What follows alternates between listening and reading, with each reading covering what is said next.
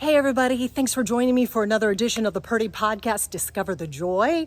This podcast episode is dedicated to those of you who are serving as caregivers for your loved one. In my case, I'm part of that sandwich generation where you're taking care of kids and your parents who are aging. In my case, it's my mom who was diagnosed with dementia in 2018. I've been overseeing her care since 2017. Over the years, we have been so blessed to have found some amazing caregivers who have helped us keep an eye on her. If you are serving as a caregiver for your loved one, do you need help? Can you afford help? I had an awesome conversation with my mom's main caregiver. Her name is NIKKI. She's been in this business for about 25 years, and she gives some excellent insight into questions like that and a whole lot more. All right. Oh, there goes your paper. My first paper. Ooh. Cool. All right. I'm really excited to talk to you about this because there's so many people that need help. I understand. In fact, the last few days, God has just bombarded me. I had a girlfriend that I haven't talked to in 6 months. She called me at 7 o'clock in the morning the other morning. Needing help? My mom, I think, needs more caregiving, and I have an opportunity for my niece to move in, but there's some issues there because, they're not honest people. So for 30 minutes, I said, this is what you do. So people are always coming to you, asking you for advice. You've been doing this caregiving for a long time. How long have you been doing this? 25 years. And you've really helped with such a wide range of clients. Yeah. And people I meet in the street. I mean, I could just be... Yesterday, I went to a business to order some things for the house, and they have a mother they're taking care of. So I spent probably 30 minutes giving them advice. And how do they find out that that's your business? It just comes up in conversation? Yeah.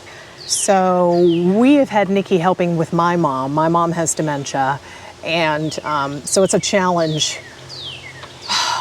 It's like a challenge in and of itself. You've got clients that have physical disabilities, and then you have clients like my mom who have mental incapacities. And first of all, finding a caregiver. Everybody comes from different abilities to pay for a caregiver. Mm-hmm. So if you're looking for one, where do you start? We found you on care.com, which is, just has a listing of people who do this kind of work, and we went on our own and found you. But what do you look for? So you look for somebody who is honest. So always do a background check. I would never hire anybody without doing a background check. Somebody in an interview that helps you with advice, regardless whether they get the job or not, they talk to you about what they've done and how they would approach it. You want somebody that's always interacting with the person they're going to take care of. If they just sit there and ignore them and don't talk to them, that's a huge red flag. And you can tell this in an interview if you have your loved one there with you. Yes. Majority of times, I do have interviews with the loved one there. There's a few times that I have not, just because the loved one could not partake in the interview. But your caregiver that you're interviewing should be asking specific questions about your loved one. And that should be a good start. And the background check and the reference check. Yeah, references are huge. With references, I always ask one question in particular. I always say, look, nobody's perfect. So is there something that I should know that maybe could be done better, or maybe I need just to keep an eye out for? And they're always honest, because it's true. Nobody is perfect. Mm-hmm. And people have bad days. Yep. And I wrote down some other questions. I had so much to ask you. Okay, a lot of people worried about budgeting and money. So say you can't afford a caregiver to come in every single day to care for your loved one or to help out. What is the minimum that a caregiver will take the job for? Minimum probably 4 hours, depending on the distance they have to drive. 4 to 6 hours seems to be the key. Most of my jobs start out at 4 to 6 hours and then end up full-time or 24 hours. Because of the digression of the person's inabilities. Pay. What is the going rate right now? So the going rate for an average caregiver that has no certifications is $15 to $17 an hour. Now, if you have somebody, I have my CNA, I'm first aid certified, I have dementia certifications. I'm constantly on my own researching. The brain fascinates me. So all of these things behind that, then my pay goes up. And as the client declines, you should also increase your caregiver's pay because it's a lot. It's a lot emotionally as the client declines, what you're dealing with, the constant good cop, bad cop, the accusing of stealing or not saying something that you said or said something that you didn't say, hallucinations, good and bad. It's a lot on a caregiver. And that's for people who have the dementia or Alzheimer's. Or, Parkinson's, ALS, that all affects the neurological brain. Is it different for someone who has physical disabilities? No, because it all affects their brain. They go through a lot of depression because they can't do anymore. So you want to find that caregiver that's willing to give them the best quality of life where they're at. I took care of a young lady that was 34 when she passed. She had ALS. It was very rapid. I was with her for 4 months from the time she was diagnosed to the time she passed away. ALS is really physical, not mental. And she had an electric wheelchair, and I was not afraid to try to get her out of her house with her neighbor and go for walks with her. I did pool therapy with her, just different things to try to keep her as mobile or as capable for as long as you could. And that's something else when I do references, when I've done references, called a reference and asked about a caregiver, I listen to see what they've done for them. But for example, my mom has always been a social butterfly. So I was specifically listening for, did you take that person out? Okay, maybe they couldn't have gone out. Did you at least try to do activities with them? Did you, do brain teasers or at least get them outside wherever they were just to get a little, like you listen for those things based on what your needs are. But those are things to listen for. Right. And you don't think about that. You just want to make sure that they're not going to steal from you. You want to make sure they're not going to sit on their phone all day and just sit there. And cameras. Nowadays you can buy cameras. The Ring doorbell cameras are really popular, but they're all kind of make some models. Does it bother you to know that there's a camera in somebody's house or somebody's apartment? No, because that's for them, for their safety, to see what happens. And so I even forget that they're there because they don't bother me. If I'm hiring you and I have cameras, do I tell you or do I not say anything? Most of my clients tell me. That is up to an individual, but then you have that legal thing that if you're recording somebody without their knowledge, I think that depends on how you feel about that person. Some people won't say anything for a little bit, and once they realize the person is honest, then they'll say something. Yeah, and I guess it's different in every state as far as recordings go. Right. So you have to look that up as per your state. All right, there's other things I got to ask you. Care companions versus caregivers. There's a lot of people, their parents are aging, but they're not physically unable. They don't have mental deficiencies, but they're homebodies, and they sit at home, and you want to get them out. So, difference between care companion and caregiver. Most of your care companions end up being your caregivers. So, I don't see see a lot of difference there, Okay. but the pay is a little different because you're there just to do minimum. You're there probably 4 hours a day, 3 days a week, and it is to get them out. But keep in mind that that care companion will end up being your caregiver, because at that point you don't want to change the routine. And that goes for a client that is mentally sharp or not. They Right. like routines, is what you're saying? Yes.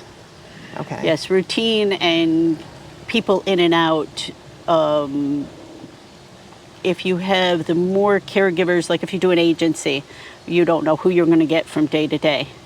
And eventually, as a disease progresses, they become paranoid if they don't have that trust with that care companion or the caregiver.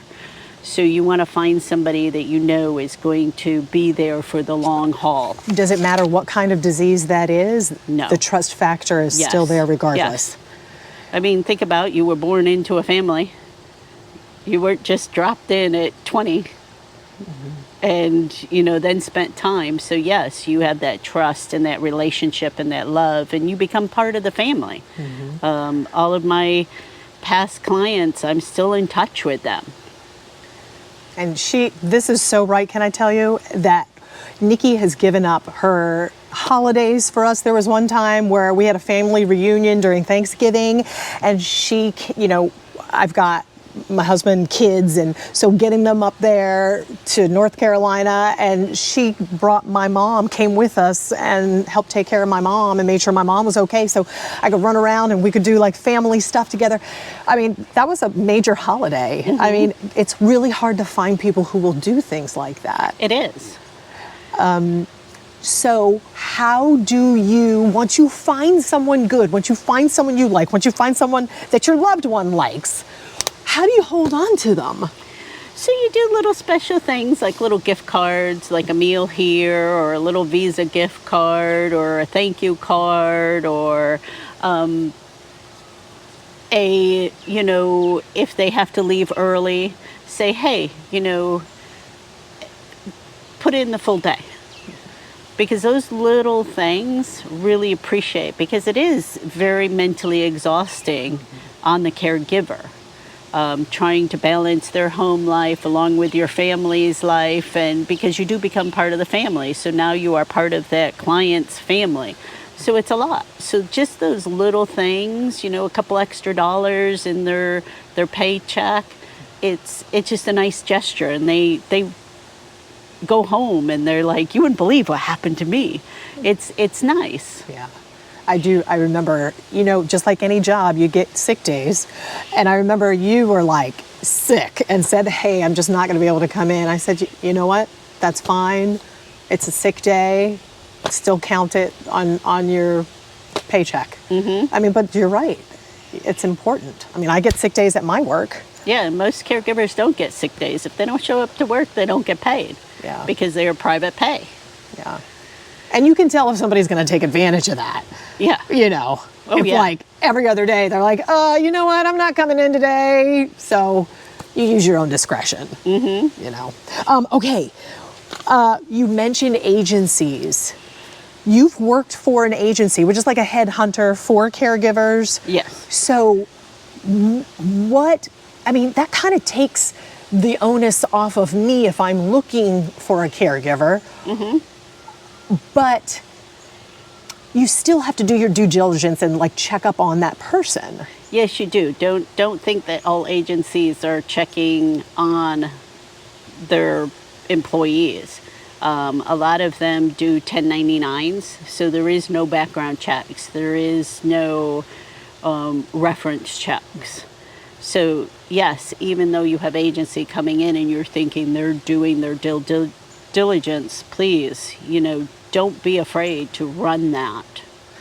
And with agencies, they get a big cut. Oh, yes. So how does that work? I've never known if I hire somebody from an agency, because there have been a couple of ladies, as you know, that we've used their help through the agency, but I've never figured out how much the agency gets versus the actual caregiver. So I don't know what the new laws are, but back when I worked agency in the early 2000s, Okay. what you did was you made half of what they charged. So if they charged 25, you made $10, $11. They do take a good cut of that, at least 50%. So, that old saying, you get what you pay for. Are you going to do the best job for $10, or are you going to do the best job for 20? All right. Another scenario for you. Someone has their loved one that they're taking care of living in their own home. They can't afford to have them in a facility, nursing home or assisted living facility. They are working full time. They've got a family, but they got mom or dad in the house. Can they afford a caregiver to help a little bit? What would you be willing to do and for in that situation? Well, that's everybody's individual budget, and it also depends on the Social Security that their loved one's making and how much they're contributing financially. So, would you come in for like 3 hours just one day a week? Again, it depends on how far a drive it is. But it's not a terrible ask, is it? No. I've done baths in between jobs where I've gone out and they pay you for 2 hours. You go there, the drive was 5-10 minutes, and as soon as you're done, they let you leave. So, but they needed you for a specific task. Correct. Okay, so it's almost like an a la carte kind of thing. Yes. And it never hurts to ask. I mean, I guess the worst that you could say is no. Correct. Right? And should people keep in mind that you should never offer lower than a certain amount of money, or is it negotiable? That depends on the individual. So the first thing you should do in an interview is just ask how much you charge per hour. And then from there, ask them what the lowest they would take. Okay. Hold on. Got more questions. More. All right. Your loved one is in a nursing home or an assisted living facility. Do we really need a caregiver to go and do anything? Because they're in a place where there's 1 billion people. That doesn't mean that your loved one is partaking in anything. And their job at the facility is not to make you. They can knock on the door and ask, and if you say no, it's not the same. And you should have somebody looking behind you at least 3 days a week in these facilities, because their job is basically just to provide a home and give you your meds, and personal care is not part of their job. And we think that it is, but it's not. You really need somebody to check up and make sure meds are being passed properly, meds are being distributed, and clothes are being washed, clothes are coming back. So if you personally cannot be there 2-3 times a week, yes, I would hire somebody or ask a friend to stop by, or you constantly have to have people coming in and out of their rooms. And our situation is a little bit different with my mom having dementia. She loves being outside, getting out. So Nikki helps us with that. Nikki goes, it takes a long time to get her focused because it's like squirrel, and she's all over the map. But Nikki's patient, and she gets her up and gets her out. It's a beautiful facility. There's places where she can go and sit outside, but with a mental deficiency, she doesn't know to do that. Right. So it is such a big help. And, a full-time job and kids and a work at night, it's really hard. It's hard, and you need help every once in a while. And that's the thing with the baby boomers retiring and ending up with mental, is that their children are in the middle of their career, where that's their focus, is their career, their children, and so they can't. And they try so much, and then they become burned out and stressed and don't think about them. So how do you do it? It is stressful for most people to try to grapple with their own loved ones, be it a parent or aunt, uncle, whatever the case is. It's hard when it's your family and you just want to go, oh, can't you just do what I'm telling you? You know, I'm telling you, it's good for you. I wouldn't tell you otherwise. That's what you feel like doing, but you can't do. So how is it that you are able to stay so calm and mentally stable to be able to do that day in and day out? It's a gift from God. You know, without God, I could not do this. And I think it's just my upbringing and my patience. You know, I was raised by my grandparents and my great-grandparents. They were very much so a part of my life every weekend. My mom would have to make a date night with me just to get me, because I was either off with my aunts or uncles or off with my great-grandparents or my grandparents. So I think my life has always been surrounded by older people, and to understand, and I watched.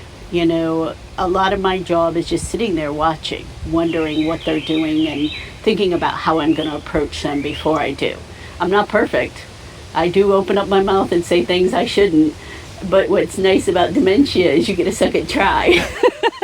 Because they forget. Yes. Aw. But that's something else to listen for when you interview someone who's going to take care of your loved one. That's a great point. What is your background like? Yes. You know? And it's interesting. The very first caregiver I had for my mom was a woman who did not have any background in it, no certifications, but her father had dementia, and she did her best to take care of him, but she wished that she could have done so much more. So she was longing to help another family with their loved one so she could kind of make up for that. And it ended up being such a blessing to have her with us. She ended up becoming a grandmother really fast, and so she had other people to take care of, other little ones. So we see her every once in a while, but she does still come to visit my mom, birthdays, holidays. Yep. So that's something to thank you. That's something that I didn't even remember to tell people to think about.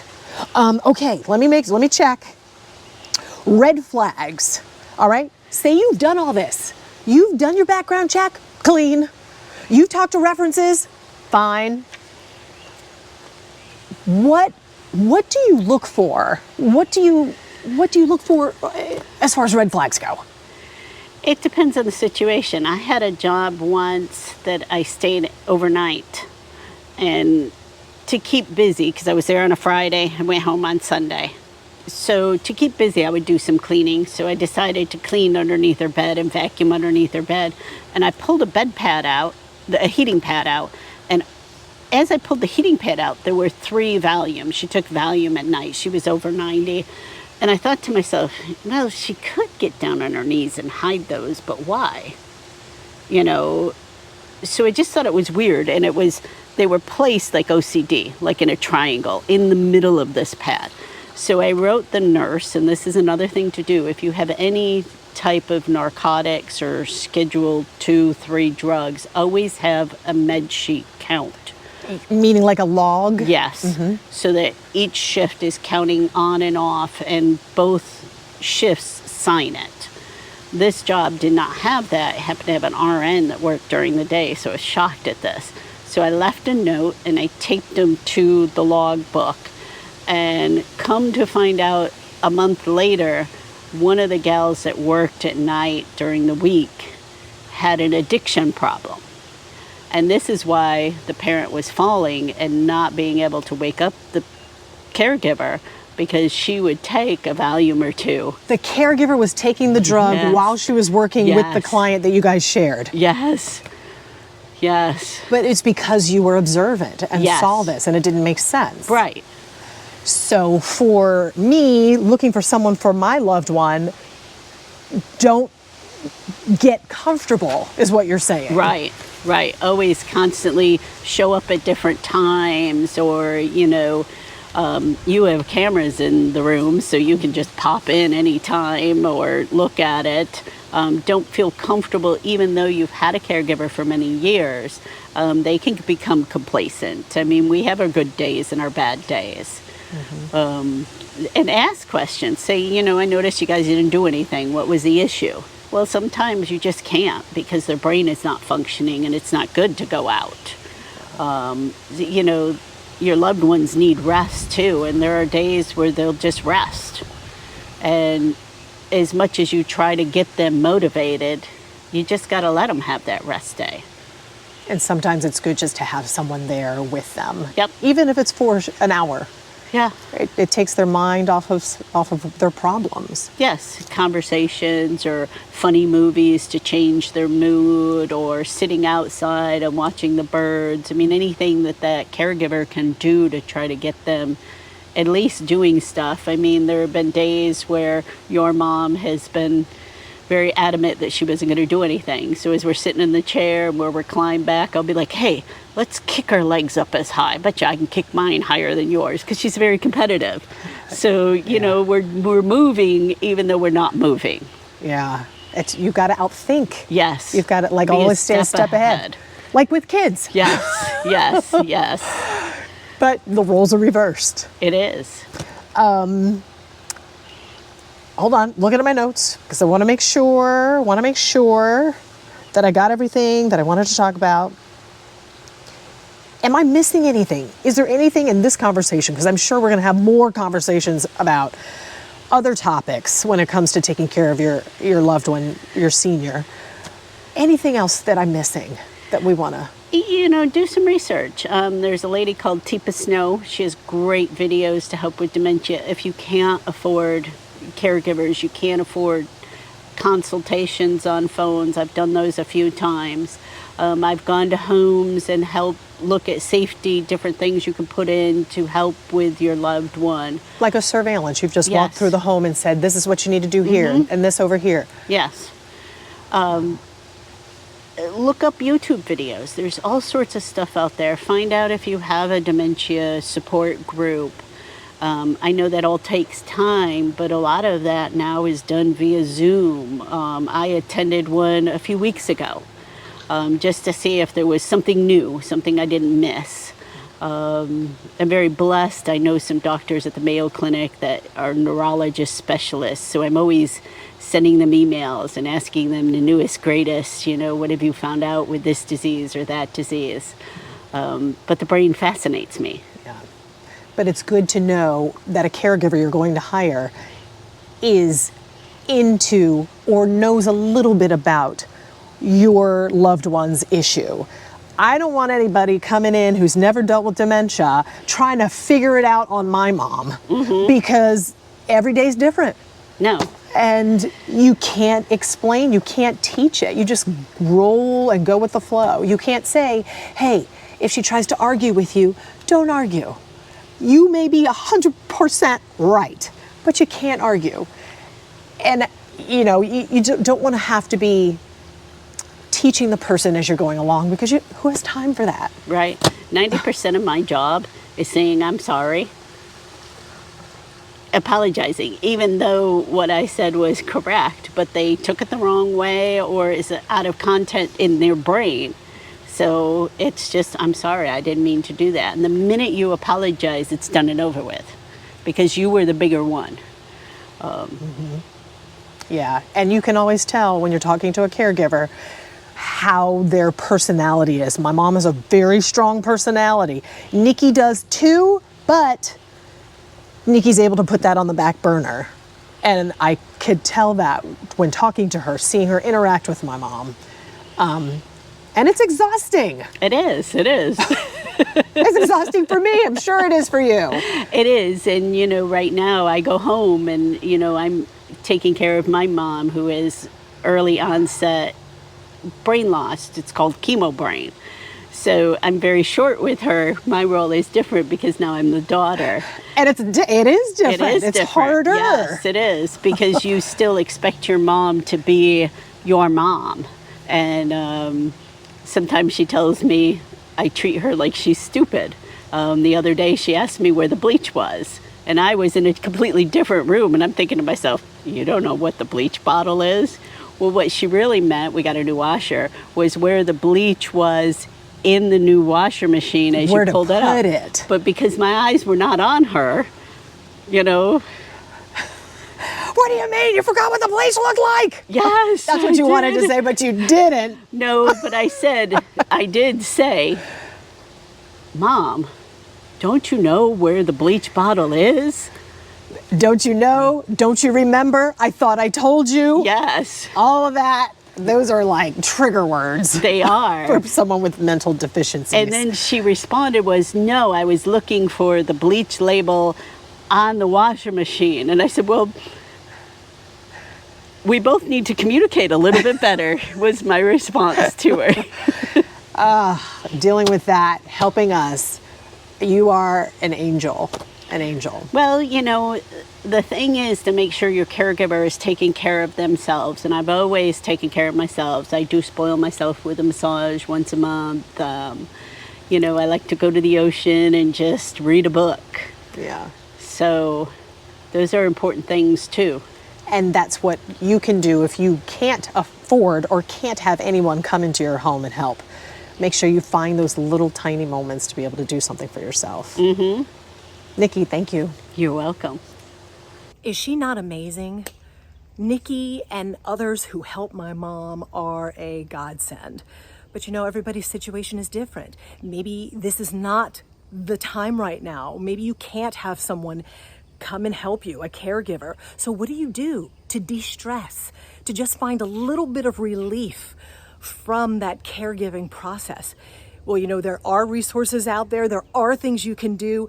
A follow-up episode to this podcast, I'm going to be talking with a clinical social worker. It is her job to find resources and support and help for families who are taking care of very sick loved ones. She's been doing this for 15 years. Right now, she's with Baptist Health.